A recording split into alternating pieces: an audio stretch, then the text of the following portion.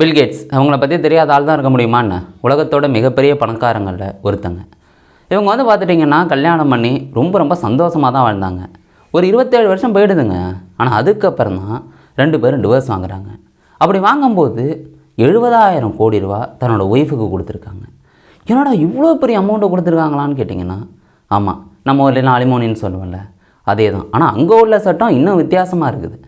ஏன் பில்கேட்ஸ் அவங்க ஒய்ஃபுக்கு இவ்வளோ பணம் கொடுத்தாங்க, அங்கே உள்ள சட்டம் தான் என்ன, இது மாதிரி பல இன்ட்ரெஸ்டிங்கான விஷயங்களை சிம்பிளாக இந்த வீடியோவில் பார்க்க போகிறோம்.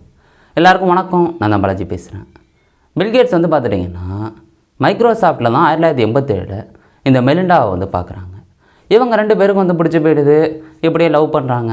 1994 கல்யாணமாக நடக்குது. இப்படி கல்யாணம் ஆனதுக்கப்புறம் 2 பேர் சேர்ந்து வளர்ந்துக்கிட்டே இருக்காங்க. வாழ்க்கை ரொம்ப சூப்பராக போயிட்டுருக்கு. குழந்தைங்களும் பிறக்குது. எல்லாமே நல்லபடியாக தான் இருக்குது. ஒரு மனுஷனுக்கு என்ன தேவையோ அது எல்லாம் கரெக்டாக அவருக்கு இருக்குது. இப்படி வருஷக்கணக்காக போகுது. மிகப்பெரிய பணக்காரராக மாறிக்கிட்டே இருக்கார். அதுக்கப்புறம் அறக்கட்டளையெல்லாம் 2 பேர் சேர்ந்து உருவாக்குறாங்க. அதில் நிறைய விஷயங்கள் பண்ணிக்கிட்டே இருக்காங்க. நாட்கள் கணக்காக போகுது. இப்படி போக போக அவங்களுக்கு தான் வயசாகிட்டு இருக்குதுல்ல. பட் அதில் பில்கேட்ஸ் இடையில பல விஷயங்கள் பண்ணதாக சொல்லப்படுது. மெலிண்டா அவங்க 2021 டிவோர்ஸுக்கு வந்து கேட்குறாங்க, 27 வருஷம் கழிச்சு. அதுக்கு என்ன சொல்கிறாங்கன்னா, நேர்மையும் நம்பிக்கையும் தான் ஒரு கல்யாணத்துக்கு ரொம்ப அவசியமானது. அது இல்லை அப்படின்னா கண்டிப்பாக டிவோர்ஸ் வாங்குறது தான் சரியானது. என்னோடய வாழ்க்கையை நான் இனிமேல் தனியாக தான் போக போகிறேன் அப்படின்னு டிவோர்ஸ் வந்து கேட்குறாங்க.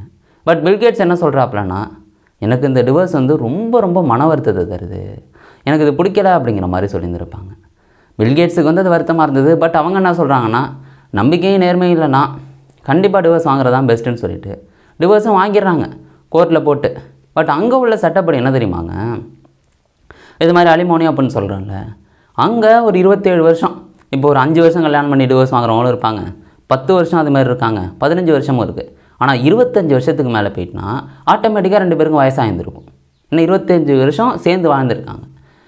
அப்போ என்ன சட்டம்னா, சொத்து இருக்குல்ல, கல்யாணத்துக்கு அப்புறம் 2 பேர் சேர்ந்து சம்பாரிச்சிருப்பாங்கள்ல, அந்த சொத்தை சரிபாதியாக பிரிச்சுக்கணுமா. அதுதான் அங்கே உள்ள ரூல். வாஷிங்டனில் அவங்க இருக்காங்க. அப்படி அங்கே உள்ள ரூல் படி கோர்ட்டுக்கு போனால் என்ன ஆகும், 2 பேரும் 50-50 பிரிக்கணும். பில்கேட்ஸ் இவங்களோட சொத்து மதிப்பு கிட்டத்தட்ட 10 லட்சம் கோடி ரூபா. 10 லட்சம் கோடியில் பாதி பிரித்தா 5 லட்சம் கோடி ரூபா மெலிண்டா அவங்களுக்கு போயிடும். யோசிச்சு பாருங்களேன், எவ்வளோ கஷ்டப்பட்டு சம்பாரித்த சொத்து என்ன ஆகும். அதனால வந்து பார்த்துட்டிங்கன்னா இவங்க கோர்ட்டுக்கு போகலை. கோர்ட்டுக்கு போனாலும் இன்னொரு பிரச்சனை இருக்குது. பில்கேட்ஸ் வந்து எதில் முதலீடு பண்ணாங்க, எது ரகசியமாக சொத்து வச்சுருக்காங்களா, எல்லா டீட்டெயிலையும் கோர்ட்டில் கொடுக்குற மாதிரி இருக்கும். அதனால் அது பப்ளிக்காக எல்லாருக்கும் தெரிய வரும். அதுவும் மிகப்பெரிய சிக்கல் அப்படின்ட்டு பில்கேட்ஸ் அவங்க தன்னோட ஒய்ஃபு தானே முன்ன இருந்தாங்க, 27 வருஷம் இருந்தாங்க, இதை கூட பண்ணி கொடுக்க மாட்டாங்களான்னு இப்படி 2 பேரும் பேசி தனியாக ஒரு வக்கீலை வச்சு தனியாக ஒரு ஒப்பந்தம் போட்டுக்கிறாங்க. அந்த ஒப்பந்தம் படி கிட்டத்தட்ட $12.5 பில்லியன் கொடுக்கணுமா. அதாவது நம்ம ஒரு காசுக்கு சொல்லணும் அப்படின்னா 1 லட்சம் கோடிக்கு மேலேங்க. இவரோட சொத்து மதிப்பு 10 லட்சம் கோடி, அதில் 1 லட்சம் கோடி கொடுக்கணும் அப்படிங்கிறது தான் ஒப்பந்தம். இந்த 1 லட்சம் கோடியில் வந்து பார்த்துட்டிங்கன்னா உடனே வந்து பில்கேட்ஸ் அவங்க காசு கொடுக்கல. 2021 டிவோர்ஸ் ஆகிற வாங்கிடுறாங்க. இப்படி நாட்கள் கணக்காக போயிட்டுருக்கு.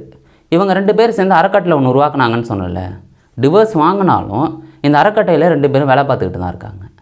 இப்படி 2-3 வருஷம் போனதுக்கப்புறம் சரி ஓகே, நான் வந்து வெளில போகிறேன், எனக்கு கொடுக்க வேண்டிய செட்டில்மெண்ட்டை கொடுங்கன்னு 2024 $8 பில்லியன் வாங்கிக்கிறாங்க.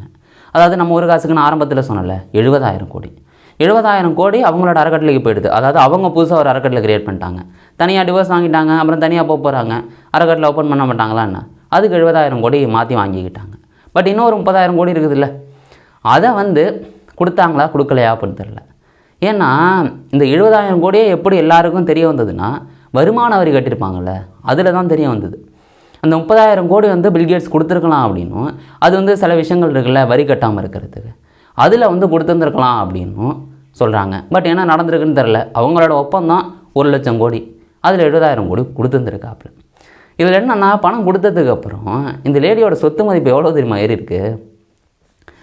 1 லட்சம் கோடி கொடுத்தோன்னே ஏற்கனவே அவங்கள்ட்ட வந்து காசு பணம்லாம் வந்து இருந்தது. இதோடு சேர்த்து அவங்களோட அந்த லேடியோட சொத்து மதிப்பு 2.5 லட்சம் கோடியை தாண்டிட்டு. இது உலகத்தோட பெண் பணக்காரங்களில் 10வது இடத்துக்கு கொண்டு போகுது. யோசிச்சு பாருங்கள், உலகத்தோட பெண் பணக்காரங்களில் 10வது இடம். நம்ப முடியுதா? ஏன்னா அப்படியே $8 பில்லியன் அலேக்கா வந்து இங்கே போகுது இல்லை. அதை தாண்டி இது பெண் ஆண்லாம் விடுங்களேன், 2 பேரையும் சேர்த்து உலகத்தோட பணக்காரங்க இருப்பாங்கல்ல, அதில் 58வது இடத்துல இருக்காங்க. இதுவும் ஒன்றும் கம்மியான நம்பர்லாம் கிடையாது இல்லை. அந்த அளவுக்கு அவங்களுக்கு சொத்து மதிப்பு இருக்குது. இதெல்லாம் யோசிக்க முடியுதாங்க? ஏன்னா இந்த டிவோர்ஸ் வாங்குறப்ப அங்கே உள்ள சட்டம் அது 50-50 பிரிக்கணும்னு. அது கல்யாணத்துக்கு அப்புறம் சம்பாரிச்சது தான். பட் இவங்க 2 பேருமே அதிகமாக கல்யாணத்துக்கு அப்புறம் தான் அதிகம் சம்பாரிச்சுருந்துருக்காங்க. ஆனால் பில்கேட்ஸ் அவங்க தனியாகவே பேசி சரி 1 லட்சம் கோடி தந்துடுறேன், 5 லட்சம் கோடி தர முடியாது அப்படின்னு பேசி சுமூகமாக வந்து முடிச்சுக்கிட்டாங்க. இதை பற்றி உங்களுக்கு என்னங்க தோணுது? நான் உங்கள ஒன்று கேட்க நினைக்கிறேன். இந்த அலிமோனிங்கிற விஷயம் எந்த மாதிரி இருக்கணும்னு நினைக்கிறீங்க? இந்தியாவில் இதை பற்றி பேசணுன்னா இன்னும் நிறையா வந்து பேசலாம். பட் இதை பற்றி உங்களோட கருத்துக்கள் என்ன? இதை தாண்டி இன்னொன்று சொல்ல மறந்துட்டேன். ஏன் அவங்க பிரிஞ்சாங்கங்கிற ஒரு காரணம் இருக்குல்ல, அது என்னென்னா ஜெஃப்ரி எப்ஸ்டீன் அப்படின்னு சொல்லப்படுற ஒரு ஆள் கேள்விப்பட்டிருக்கீங்களா? கண்டிப்பாக கேள்விப்பட்டிருப்பீங்க. அமெரிக்காவில் ஒரு பாலியல் குற்றவாளி. இவர் வந்து நிறையா சின்ன பெண்களை எல்லாம் வந்து கடத்தியிருந்திருக்கார். இந்த ஆள் வந்து அந்த ஃபைலை ரிலீஸ் பண்ணுங்கலாம் நீங்கள் நிறையா விஷயங்கள் இடையில வந்து கேள்விப்பட்டிருந்துருக்கலாம். இவங்களோட பில்கேட்ஸ் வந்து ஃபோட்டோ எடுத்திருக்காங்க. அதிக வாட்டி அந்த ஜெஃப்ரி எப்ஸ்டீன் வந்து பில்கேட்ஸை பார்த்துருந்துருக்காப்புல. இதனால் இதுவும் ஒரு காரணம் அப்படின்னு இவங்க சொல்லியிருந்திருக்காங்க. நீங்கள் இதை பற்றி என்னங்க நினைக்கிறீங்க? உங்களுக்கு என்ன தோணுதோ அதை கீழே கமெண்ட் பண்ணுங்கள். நாளைக்கு இன்னொரு நான் உங்களை சந்திக்கிறேன். Bye guys.